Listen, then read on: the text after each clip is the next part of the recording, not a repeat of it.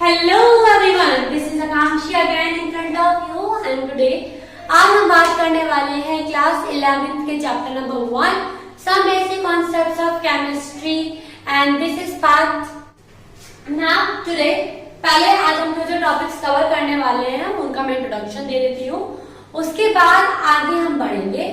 I hope आपको चीजें समझ आएंगी और एक वीडियो थोड़ा सा लेंथी होने वाला है।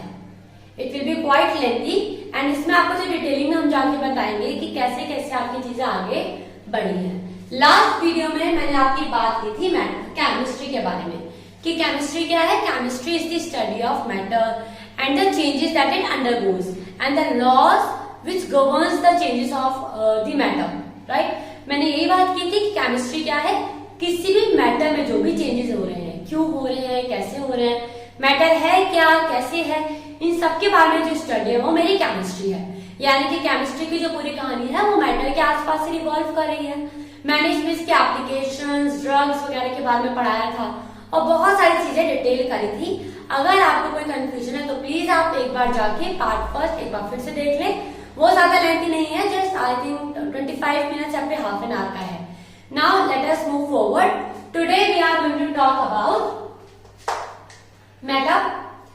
इसमें लिटिल बिट जो चीजें हैं वो आपकी 9th क्लास से रिलेटेड है, जो आपने 9th क्लास में ऑलरेडी पढ़ लिया है। थोड़ा सा मैं यहाँ पे रिवाइज करने वाली हूँ क्योंकि कई लोगों का वो जो कॉन्सेप्ट्स हैं वो दिमाग से निकल गए होंगे, हो सकता है। तो एक क्विक रिव्यू हम उस टॉपिक का लेंगे जिसमें मैटर के बारे में पढ़ाएंगे। इसके बाद है आपका प्रॉपर्टीज ऑफ मैटर। अगर एक मैटर है तो उसकी कुछ प्रॉपर्टीज होंगी, कुछ कैरेक्टरिस्टिक्स होंगी, तो हम उन प्रॉपर्टीज को दो हिस्सों में क्लासिफाई करके देखेंगे।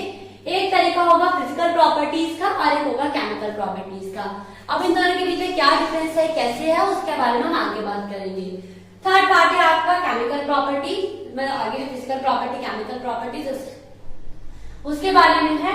नेक्स्ट है आपका मेजरमेंट ऑफ फिजिकल प्रॉपर्टीज। अगर कोई फिजिकल प्रॉपर्टी है तो हम उसे कैसे मेजर करेंगे, ठीक है, उसका मेजरमेंट कैसे होगा, क्या उसके लिए कोई सिस्टम है, और अगर सिस्टम है तो ऑब्वियसली बात है ऑल ओवर द वर्ल्ड अलग अलग सिस्टम हो सकते हैं। तो क्या कुछ ऐसा हुआ है कि कुछ स्टैंडर्ड सिस्टम लाया गया है इस दुनिया में? हाँ, लाया गया है। तो वो कौन सा सिस्टम है, कब लाया गया और क्या क्या चीजें हैं उसके बारे में इसमें पढ़ना होगा। नेक्स्ट हमें आगे पढ़ना है जो हमने सिस्टम की बात की ना, वो हमारा the international system of unit है, जो कि स्टैंडर्ड सिस्टम होगा जिसके द्वारा पूरी दुनिया में काम हो रहा है। ठीक है, एक पर्टिकुलर स्टैंडर्ड ले लिया कि इस यूनिट में हमें सबको नापना है, तो एक स्टैंडर्ड लिया गया जो कि ऑल ओवर द वर्ल्ड एकदम सेम है। एग्जांपल के साथ समझाएंगे, आप परेशान ना हो। आगे है देयर आर 7 बेस यूनिट्स, ठीक है, जिनके बारे में पढ़ना है कि कौन कौन सी यूनिट्स हैं आपके यहाँ पर, क्योंकि बेसिकली हमारा जो वर्ल्ड है वो 7 डायमेंशन में वर्क करता है। तो हर एक डायमेंशन की अलग अलग यूनिट है। इसमें फंडामेंटल यूनिट्स और डेराइव्ड यूनिट्स, इन दोनों के बारे में पढ़ाया जाएगा। फिर एक्यूरेसी एंड प्रिसिशन है। बच्चा these two terms are mostly confused, यानी कि हम क्या करते हैं ना, इन दोनों को ज्यादा इंटरचेंजेबली यूज कर रहे हैं कि एक्यूरेट है, प्रिसाइज है। आप पेट्रोल खरीदने जाते हो पेट्रोल पंप पे तो वहां पे प्रिसाइज वैल्यू लिखा रहता है, एक्यूरेट वैल्यू नहीं लिखा रहता। कभी आप ध्यान दीजिएगा, आपको समझ आ जाएगा।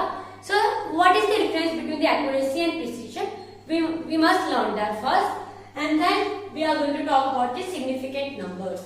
बच्चा सिग्निफिकेंट नंबर वाला एक थोड़ा नया कॉन्सेप्ट है, आपने अभी पढ़ेंगे 11th क्लास में, न्यू कॉन्सेप्ट है। Let us try and let's move one by one. Now let's take a quick review of our 9th class topic that was your matter. ये सारा टॉपिक आप ऑलरेडी 9th क्लास में पढ़ चुके हैं and यहाँ पे मैं बहुत ही क्विक रिव्यू आपको देने वाली हूँ। पहला, चलिए अब स्टार्ट करते हैं। सबसे पहला जो आपका टॉपिक होगा वो क्या है, आपका matter.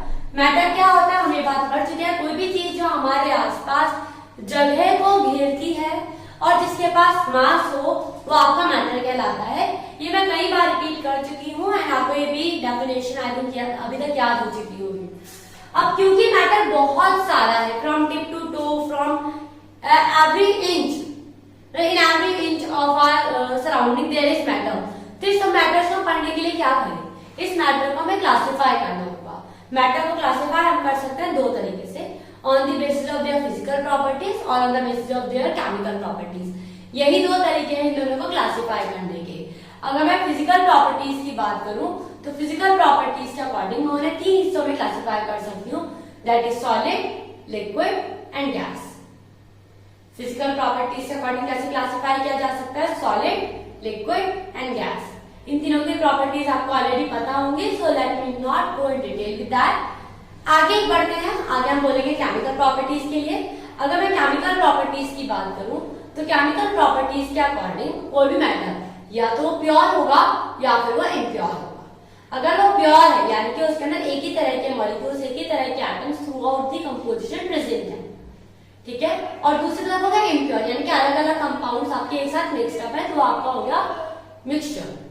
If I talk about pure, तो प्योर में भी आपके दो ऑप्शंस आ जाएंगे, एक होगा आपका क्या एलिमेंट, दूसरा हो जाएगा आपका कंपाउंड। एलिमेंट आपका क्या होता है, जैसे आपका सॉरी एलिमेंट आपका क्या होगा, जैसे आपका कोई भी मेटल है, सोडियम हो गया, एल्यूमिनियम हो गया, सिलिकॉन हो गया, फास्फोरस हो गया, ये सारे आपके एलिमेंट्स हैं और थ्रू आउट दी कंपोजिशन एक ही तरह के आपके एटम प्रेजेंट है। कंपाउंड में एक फिक्स रेशियो में एलिमेंट्स प्रेजेंट होते हैं, जैसे कि H2O पानी, उसका अगर आप बाय मास अगर आप रेशियो देखें तो हाइड्रोजन का मास कितना हो गया H2 यानी कि 2 और ऑक्सीजन का मास कितना हो गया 60। तो अगर हाइड्रोजन और ऑक्सीजन का बाय मास अगर रेशियो देखा जाए तो कितना हो जाएगा 1/8 या 1:8।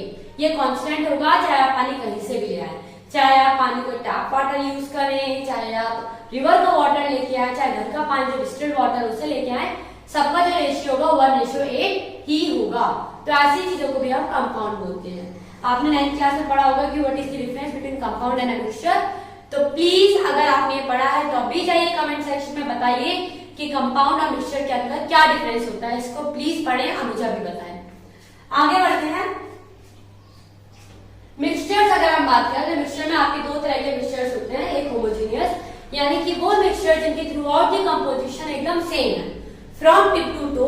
आप किसी भी पार्ट को ले ले, जो कंसेंट्रेशन है मिक्सचर यानी मिक्सचर है तो कोई दो चीजें होंगी आपस में मिली हुई, तो वो दो चीजें जो मिली हुई उनका जो कंसेंट्रेशन है, जो रेशियो है, वो ऊपर से नीचे तक टिप टू टो जो है एक जैसा है, ठीक है। तो होमोजीनियस हो गया और एक हो गया आपका हेट्रोजीनियस। हेट्रोजीनियस में यानी कि ऊपर और नीचे से कंसेंट्रेशन वेरी कर रही है, ठीक है।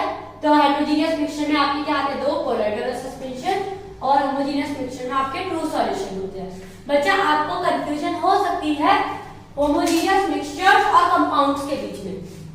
ध्यान रखिए जब हम बात करते हैं कंपाउंड्स की, तो जैसे H2O है पानी, कोई कंपाउंड है, उसमें हाइड्रोजन और ऑक्सीजन आपस में बॉन्ड्स के थ्रू जुड़े हुए हैं, उन दोनों के बीच में इलेक्ट्रॉन्स का एक्सचेंज हुआ है, तब जाके वो कंपाउंड बना है।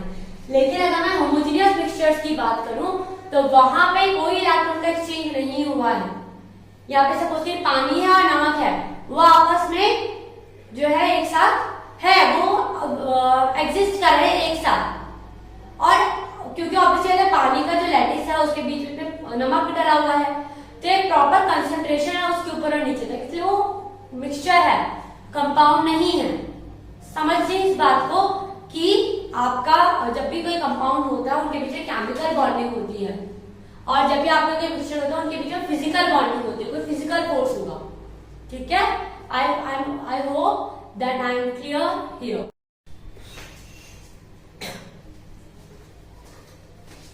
Now we are going to talk about the properties of metal. अभी तक हमने बात की कि मेटल क्या है, उसकी क्लासिफिकेशन की मदद से हम उसे आसानी से समझ सकते हैं। Now we are going to talk about the properties. तो मेटल की कई सारी प्रॉपर्टीज होती हैं, कुछ प्रॉपर्टीज को हम फिजिकल मानते हैं और कुछ को केमिकल। अब बाकी फिजिकल और केमिकल प्रॉपर्टीज के बीच का डिफरेंस क्या है उसके बारे में और बात कर लेते हैं। जब हम बात करते हैं फिजिकल प्रॉपर्टीज के बारे में, तो वो प्रॉपर्टीज जिन्हें हम देख के समझ जाए या फिर जिनको नापने के लिए, जिनको मेजर करने के लिए मुझे उस कंपाउंड में या उस एलिमेंट में कोई चेंज ना लाना पड़े, तो आपकी फिजिकल प्रॉपर्टी कहलाएगी। जैसे कि अगर मैं किसी का मास नापना चाहता हूँ, मैं आलू को अगर मास नापना चाहती हूँ कि आलू 1 किलो है 2 किलो है, तो इट डजंट मीन कि मेरे को उसको उबाल के या उसके साथ कोई रिएक्शन करवाना पड़ेगा तब जाके मुझे उसका मास पता लगेगा, ऐसा तो नहीं है। डायरेक्टली आप जाएंगे तराजू से तोल सकते हैं, हो सकता है।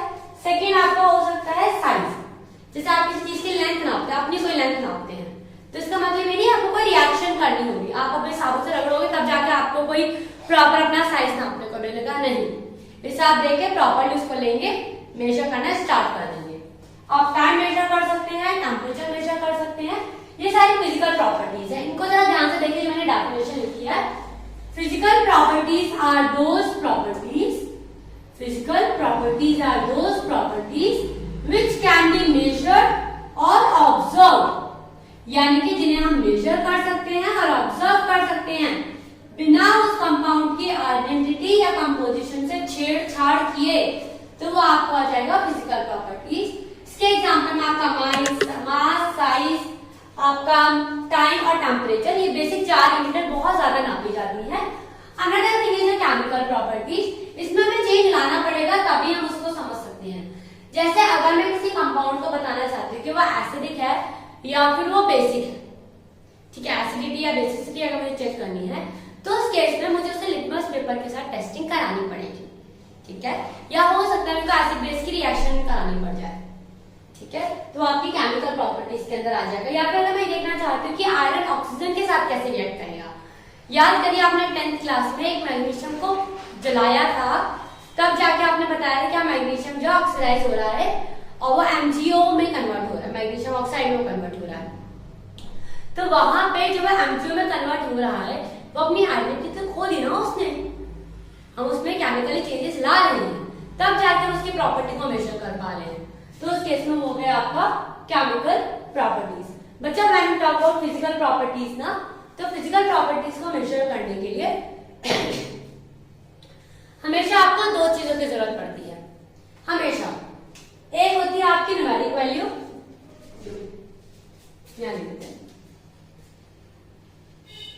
एक क्या होती है आपकी न्यूमेरिक वैल्यू और एक होती है आपकी यूनिट। ध्यान रखिए, जब भी आप किसी फिजिकल क्वांटिटी को नापते हैं तो आपकी 2 चीजें होती हैं, एक होती है न्यूमेरिक वैल्यू और एक होती है आपकी यूनिट।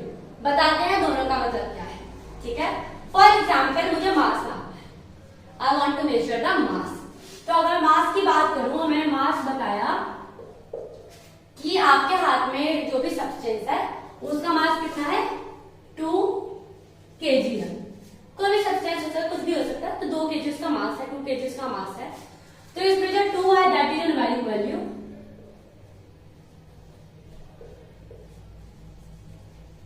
और जो kg है दैट इज योर यूनिट। अच्छा, इतना तो समझ आ रहा होगा कि यूनिट एक रेफरेंस होना चाहिए जिसे पूरी दुनिया माने। जैसे कि अगर आप सब्जी लेने जाते हैं तो सबका जो 1 kg का जो बात होता है, क्या होता है, जो वेइंग बैलेंस जो होता है वो एकदम एक्यूरेट होना चाहिए, सेम होना चाहिए, इट शुड नॉट वेरी, एक स्टैंडर्ड को मेंटेन करके रखे होना चाहिए। We all know that, right. तो वो जो आप रेफरेंस यूनिट ले रहे हैं, जो स्टैंडर्ड ले रहे हैं, वो आपकी यूनिट होगी। चाहे आप kg ले रहे हैं, ग्राम ले रहे हैं, ये क्या ले रहे हैं, वो रेफरेंस, वो आपका हो गया यूनिट। और कितना है, 1 2 3 4 5 10 1000 कितना है, that will be your numeric value. बच्चे इतना और समझ ले कि पहले जब यूनिट नापी जाती थी ना, तो 2 सिस्टम थे, एक था मैट्रिक सिस्टम और एक था इंग्लिश सिस्टम।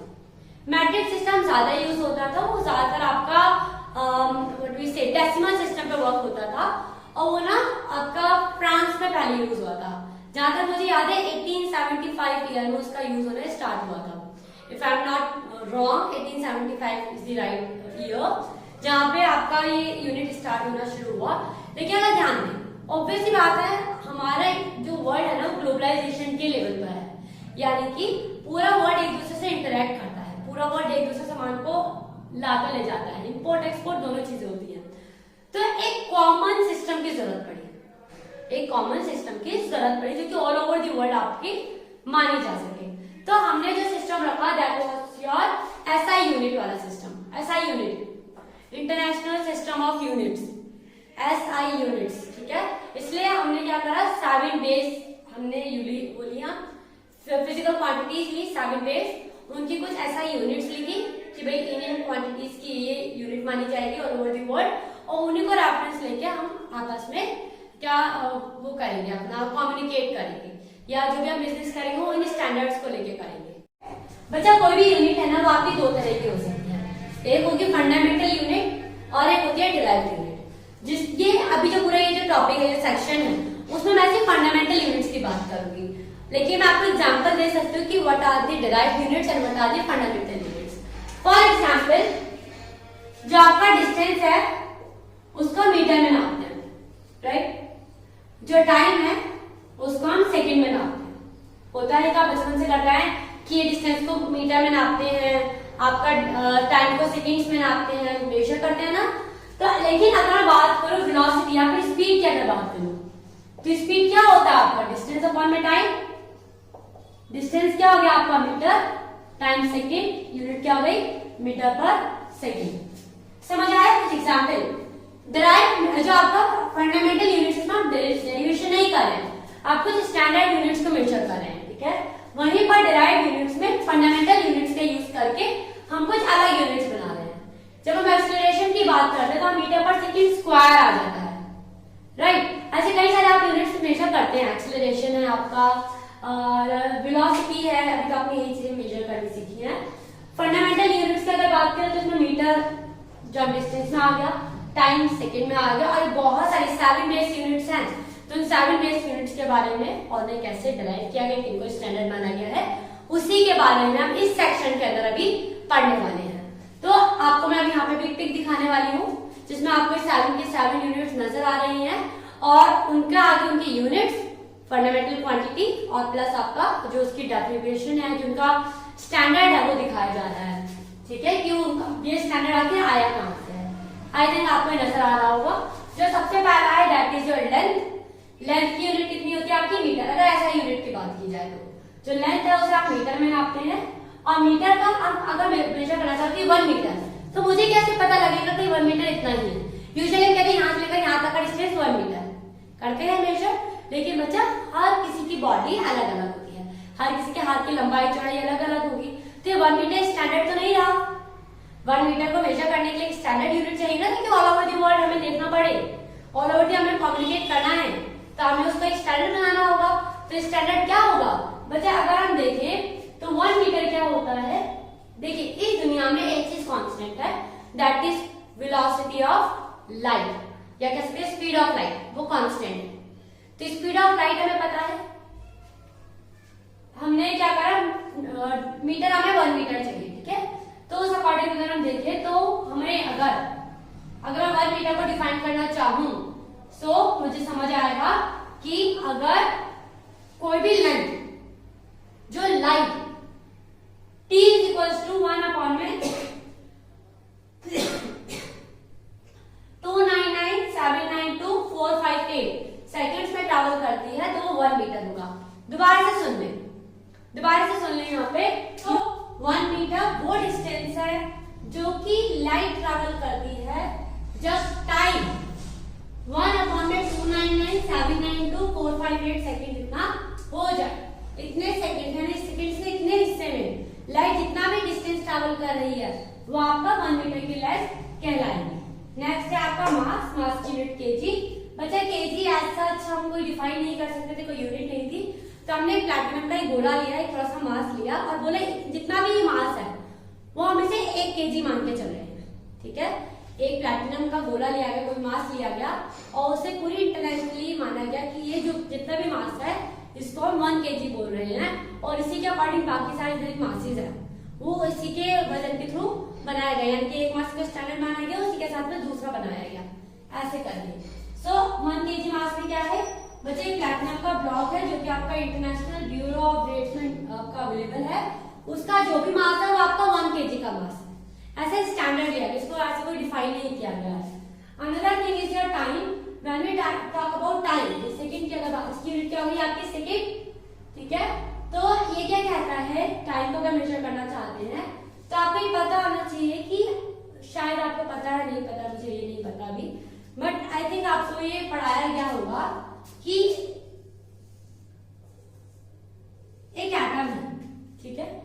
उस एटम में ना कई सारे लेवल्स होते हैं, एनर्जी लेवल्स, ऑर्बिटल्स वगैरह होते हैं, ठीक है।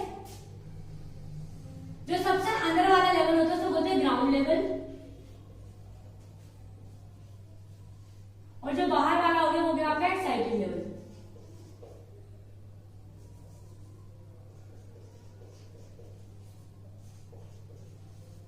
ठीक है। जब भी एनर्जी मिलती है किसी भी इलेक्ट्रॉन को तो अपने ग्राउंड लेवल से एक्साइटेड लेवल पे जाता है, और जब वो अपनी पूरी एनर्जी लिबरेट कर देता है, सारी एनर्जी निकाल देता है, तो फिर वो वापस अपने ही ऑर्बिटल में आ जाता है। तो ऐसे ट्रांजिशंस होते हैं हमेशा, जब भी एनर्जी मिलेगी तो ये चीजें होती है। आपके चैप्टर 2 में है स्ट्रक्चर ऑफ एटम में, आपको बता दिया जाएगा। मैं एक बार फिर से आपको बता देती हूँ। टाइम को मेजर करने के लिए सीजर नाम का एक एलिमेंट लिया गया जिसका जो नंबर है दैट इज 133, ठीक है, जिसका जो number atomic number that is 133।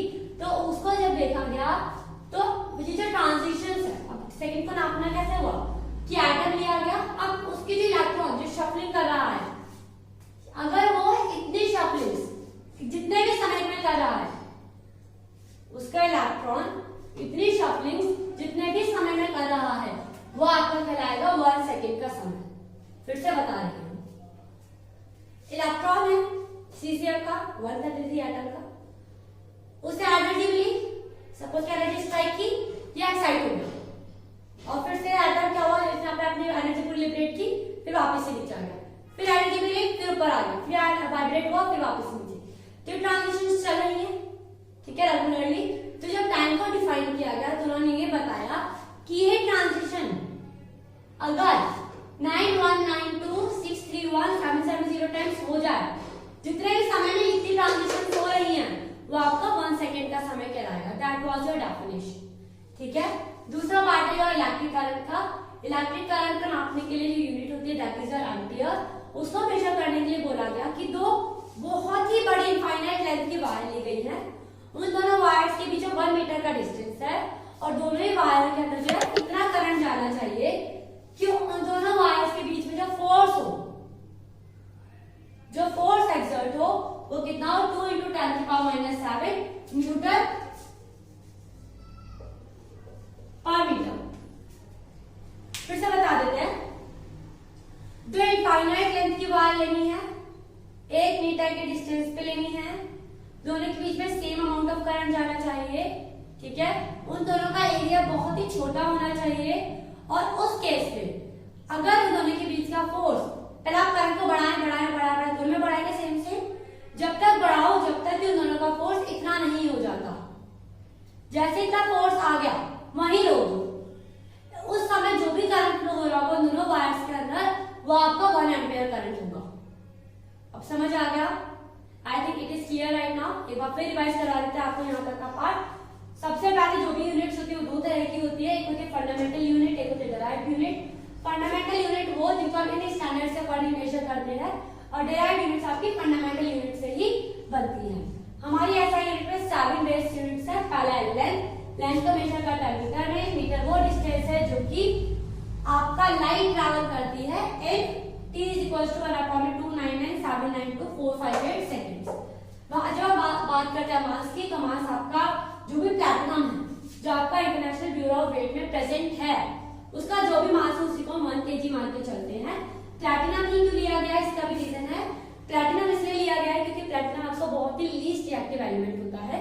जो लीस्ट रिएक्टिव है तो उसका mass almost with the time constant रहेगा, ठीक है। Another thing is your time.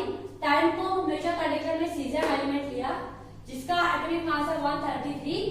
देखा गया कि उसकी जो इलेक्ट्रॉन की जो ट्रांजिशन है, अगर वो 9192631770 टाइम्स हो जाए, इसमें जितना भी समय लगता है वो आपके 1 सेकेंड के बराबर होगा। सिमिलरली इलेक्ट्रिक करंट क्या हुआ आपका, एम्पियर। इलेक्ट्रिक करंट को किसमें नापते हैं, एम्पियर में। एम्पियर को नापने का तरीका क्या है कि 2 वायर्स ले लो जिनकी इनफाइनाइट लेंथ हो, एरिया बहुत छोटा हो, डिस्टेंस आपका लगभग 1 मीटर हो, और हमें करंट बढ़ाना है। जब तक बढ़ाना है जब तक कि दोनों वायर के बीच का जो फोर्स है वो आपका 2 × 10⁻⁷ न्यूटन पर मीटर ना हो जाए। यहाँ पे एक सवाल आ सकता है कि अगर दोनों ही वायर्स में करंट जा रहा है तो फोर्स कैसे आएगा। फोर्स आएगा, बच्चा आपने 10th क्लास में पढ़ा होगा कि अगर करंट मूव कर रहा है 2 वायर्स के अंदर तो वो अपने आसपास मैग्नेटिक फील्ड बनाएंगी। अगर मैग्नेटिक फील्ड बना रही है तो क्या होगा, आपस में रिपेल करेंगे क्योंकि दोनों का डायरेक्शन सेम है। दोनों का डायरेक्शन ऊपर की तरफ है तो दोनों की मैग्नेटिक फील्ड की डायरेक्शन सेम होगी, या एक दूसरे रिपेल करेंगे, या हो सकता है अगर ऑपोजिट ब्लू है तो अट्रैक्ट करेंगे, कुछ तो फोर्स होगा। तो अगर वो फोर्स इतना हो जाए तो जो करंट जा रहा है वो 1 एम्पियर है। ध्यान रखें कि दोनों के बीच में, दोनों में जो करंट जा रहा है वो सेम होना चाहिए। आई थिंक यहाँ तक। और नेक्स्ट टॉपिक है थर्मोडायनामिक टेम्परेचर, जिसकी यूनिट है आपकी क्या, केल्विन। केल्विन क्या होता है बच्चा, आपका ना पानी का ट्रिपल पॉइंट। ट्रिपल पॉइंट यानी कि वो टेम्परेचर जिसमें आपका पानी तीनों ही स्टेट में आपका प्रेजेंट हो, यानी कि सॉलिड, लिक्विड और गैस, तीनों ही स्टेट में जिस भी टेम्परेचर पे आपका पानी प्रेजेंट रहता है उसको हम ट्रिपल पॉइंट बोलते हैं। अब उस टेम्परेचर को अगर मैं 1/273.16 से डिवाइड कर दूं तो जो भी आपकी टेम्परेचर की यूनिट होगी वो आपका केल्विन होगा। ठीक है, ट्रिपल पॉइंट को डिवाइड करना है इससे, तो जो भी आपकी वैल्यू आ रही है वो आपकी केल्विन में आएगी। That is the definition of thermodynamic temperature unit, kelvin. Next है अमाउंट ऑफ सब्सटेंस, जिसकी यूनिट हमें मोल है। मोल कॉन्सेप्ट आपने 9th क्लास में पढ़ा होगा, जिसकी वैल्यू होती है 6.022 इंटू 10⁻23, यानी कि कोई भी एटम, कोई भी मॉलिक्यूल जिसका अमाउंट इतना होगा 6.022 इंटू 10⁻23, तो वो आपका 1 मोल कहलाएगा। लेकिन हम डायरेक्टली तो नहीं लिख सकते थे, तो हमने इसे थोड़ा एवोगैड्रो नंबर दिया गया था क्या, ये तो और बेसिकली अगर मोल को डिफाइन करना चाहे तो एक स्टैंडर्ड लिया गया, दैट वाज कार्बन 12 कार्बन को ले और उसका 0.012 किलोग्राम या हम कह सकते हैं 12 ग्राम। ठीक है, हमने क्या करा, 12 ग्राम कार्बन 12 लिया, तो उसमें जितने भी एटम्स प्रेजेंट थे, वो जो भी एटम होंगे, जितने भी होंगे, वो आपका 1 मोल कहलाएगा। कार्बन 12 के एटम को लेंगे, सब्सटेंस लेंगे और उसका मास कितना होना चाहिए, 12 ग्राम होना चाहिए। तो अगर मैंने 12 ग्राम लिया है, उसके अंदर जितने भी एटम में मॉलिक्यूल जितने प्रेजेंट होंगे वो आपका मोल अमाउंट ऑफ सब्सटेंस या 1 मोल कहलाएगा। ठीक है, अनदर चीज ल्यूमिनोसिटी। ल्यूमिनोसिटी आपका नापा जाता है कैंडेला में। वैसे तो ये आएगा नहीं आपके उसमें, पर मैं समझा देती हूँ। कोई भी अगर मोनोक्रोमैटिक सोर्स है, मोनोक्रोमैटिक यानी कि जिसका सेम वेवलेंथ है, ठीक है, सेम वेवलेंथ की कुछ भी है, मोनोक्रोमैटिक है, एक सिंगल वेवलेंथ की लाइट आ रही है और जब वो पड़ रही है तो ऑब्वियसली अगर लाइट पड़ती है तो एक 3D एंगल बनाती है ना, एक 3D एंगल बनाती है, सॉलिड एंगल बनाती है। तो अगर उसकी फ्रीक्वेंसी इतनी है, जब मैं कोई सोर्स पड़ रहा है किसी दीवार पे, ठीक है, और जिस भी दीवार पर पड़ रहा है वहां पे जो फ्रीक्वेंसी है वो इतनी है और वहां पे जो पावर जनरेट हो रही है मेरे उस सोर्स के वहां टकरा जाने से, अगर वो इतनी है तो यस, जो मेरी ल्यूमिनोसिटी है वो आपकी 1 कैंडेला है।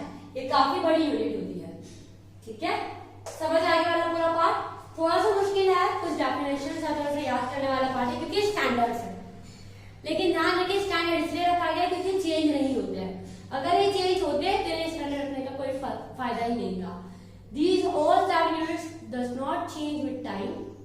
ठीक है, that is the reason they are considered as the reference और standard, एंड इन्हीं के बेसिस पर आपकी SI यूनिट्स को भी रखा गया है। इसके बाद आपका जो टॉपिक है उसमें आपका मास और वेट का डिफरेंस है।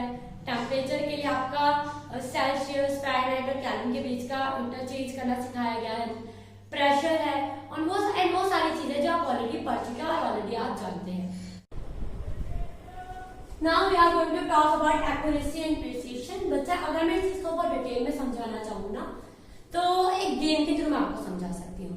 वो गेम आपने देखा होगा ना जिसमें से सर्कल आर्चरी में होता है आपका बेसिकली, जिसमें आपके सर्कल होते हैं, ठीक है, और आपका से एरो मारना होता है।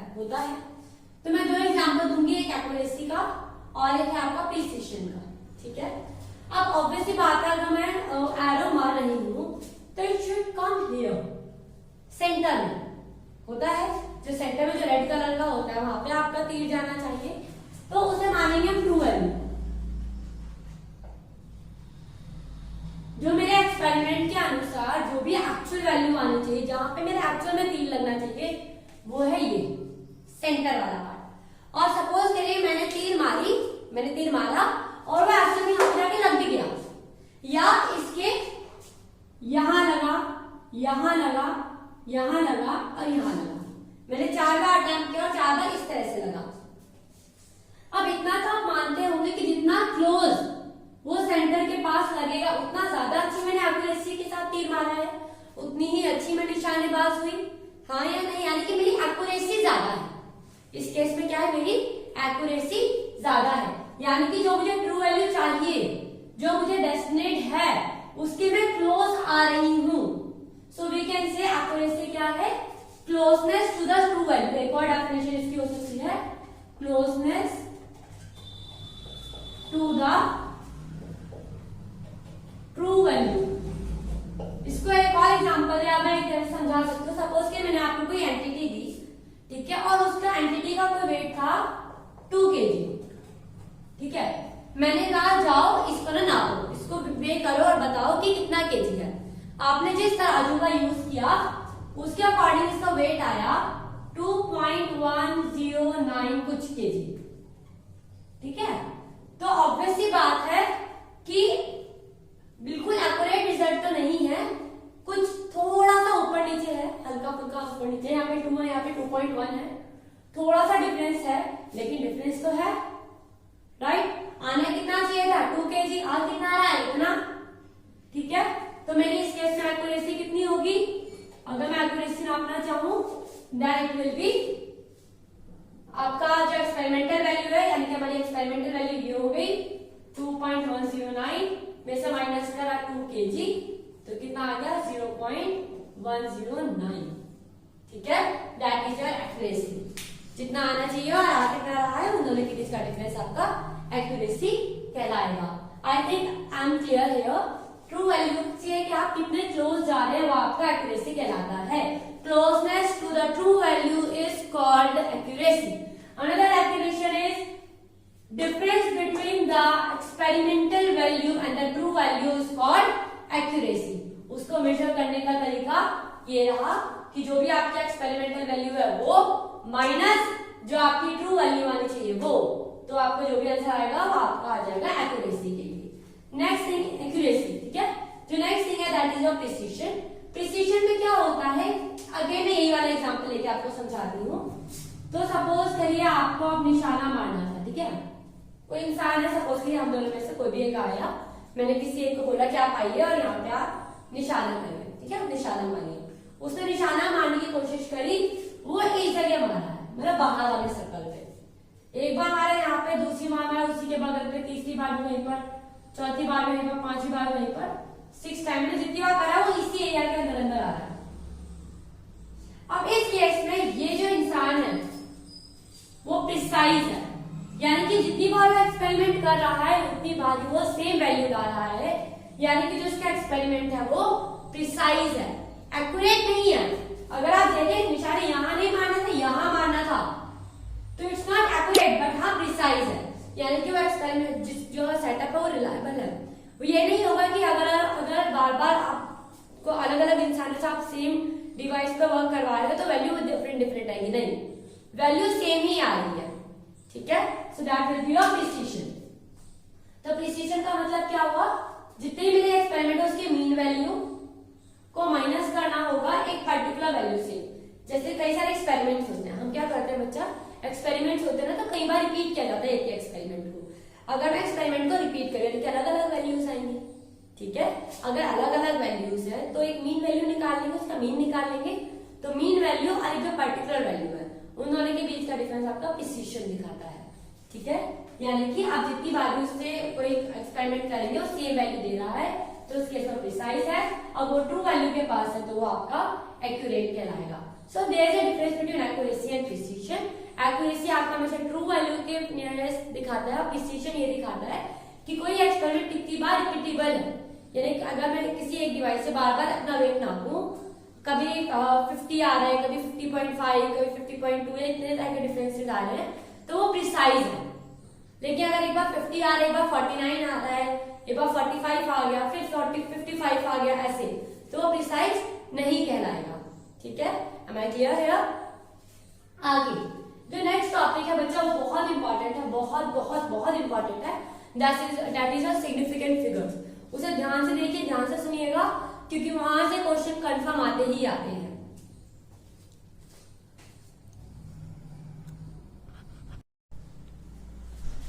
सिग्निफिकेंट फिगर्स की अगर बात की जाए तो बच्चा कोई भी अगर हम वैल्यू लेते हैं, कोई भी वेट अगर नापते हैं तो कितने डिजिट्स तक उसे लिखना जरूरी है कि वो वैल्यू एक्यूरेट है, या कितने डिजिट्स सिग्निफिकेंट है, इंपॉर्टेंस रखनी है उस कैलकुलेशन में, तो आपका कहलाएगा सिग्निफिकेंट फिगर्स।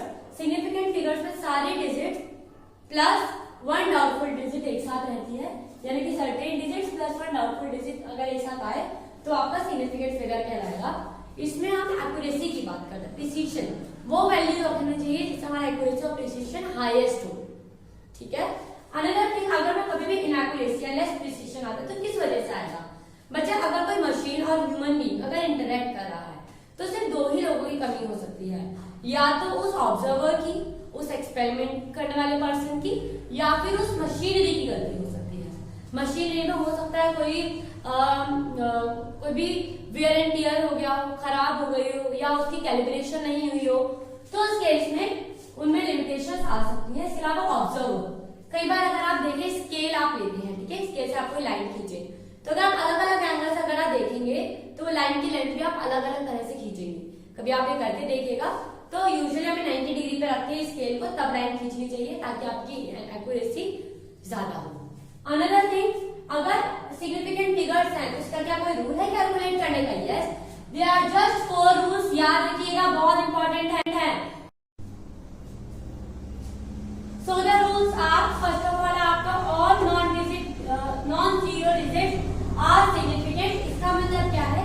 सपोज करिए आपकी कोई भी डिजिट है 278.75, तो जितनी भी नॉन जीरो डिजिट है सारी के सारे सिग्निफिकेंट होंगी।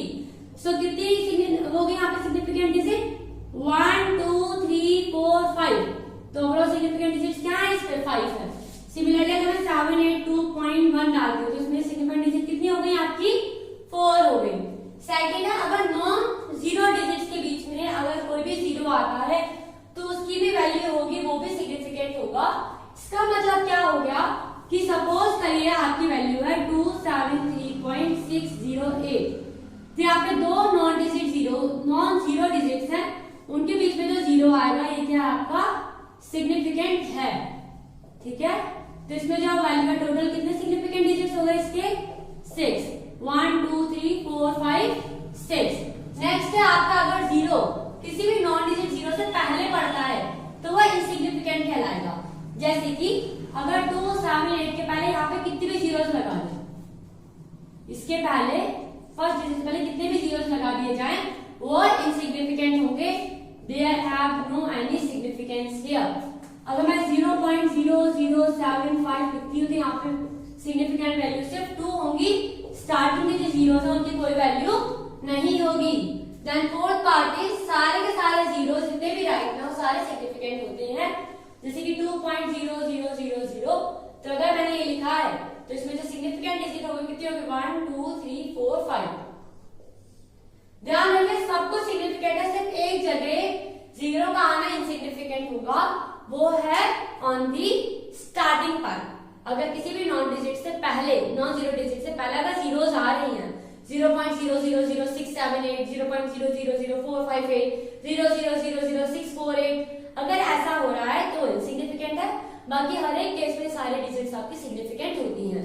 These are the 4 rules, write it down on your copies. ध्यान रखें, इसको ध्यान से पढ़ ले। इसकी सिग्निफिकेंट वैल्यूज आपके कॉम्पिटिटिव एग्जाम में भी जनरली पूछ ली जाती है। आसान है, बहुत आसान है।